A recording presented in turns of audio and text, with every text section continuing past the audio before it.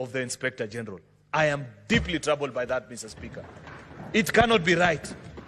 We were in this country, though I was not a leader and I was a young person in university, Mr. Speaker, when we faced the post-election violence, day by day, General Hussein Mohammed will brief the country and speak to the country and give them an update of what is happening.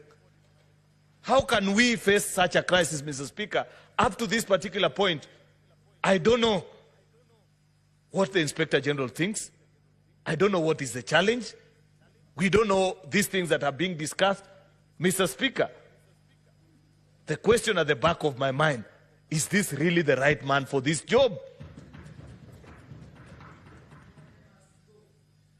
Mr. Speaker, we must think critically, finally, about Article 37. We have had conversations and debates here on this House, were the demonstrations peaceful or not. How is it that we continue to struggle as a country with this thing of peaceful demonstrations? What is it that we are supposed to do?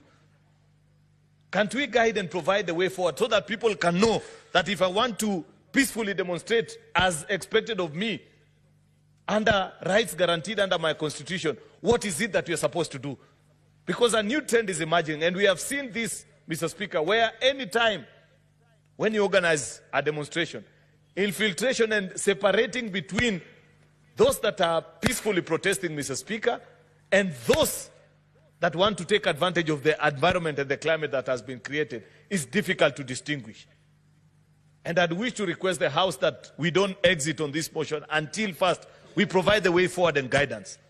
I listened, for example, Mr. Speaker, to one gentleman, one of the organizers of the Occupy Parliament crusade, and he said, according to them, they just wanted to come and sit outside here and listen and make noise as the debate on the finance bill was ongoing. And I said, okay, fair enough. But unfortunately, in the way that they communicated, it was impossible to tell how to do that kind of an occupation. I wish, Mr. Speaker, at that point, that there had been an engagement, either with your office, because you're the person who permits this kind of engagements, so that we know how is it that if today there are 100,000 people who want to come and present a public petition to Parliament, we should be able to facilitate it, so that they know what time they'll come, what they want to do, so that we set the rules and agree, and people know.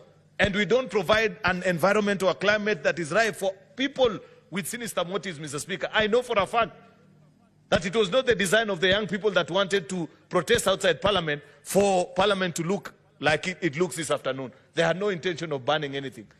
I don't think it was in their design to destroy the amount of property that has been destroyed here. I don't think it was in their design, Mr. Speaker, for members to flee for their life. They wanted to come and present a petition.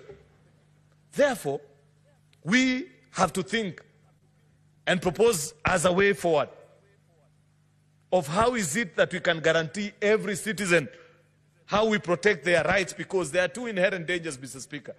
If we don't provide a way forward and a way out of this particular conversation, then it shall be known forever, Mr. Speaker, that it is impossible to have a peaceful protest in this country, yet other countries have it.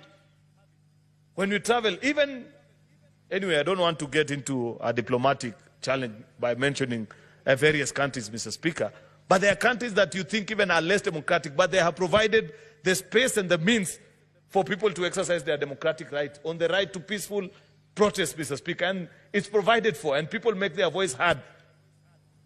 I don't know how we can do it.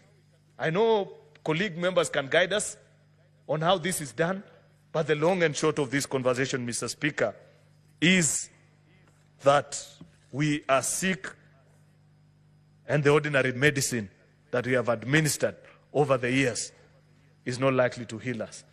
We need new medication, Mr. Speaker. Therefore, with those many remarks, Mr. Speaker, I beg to move and request the leader of minority, Senator Justice Retired Stewart Madzayo, to second this motion, Mr. Speaker, and lead the country towards the right path. I thank you, Mr. Speaker.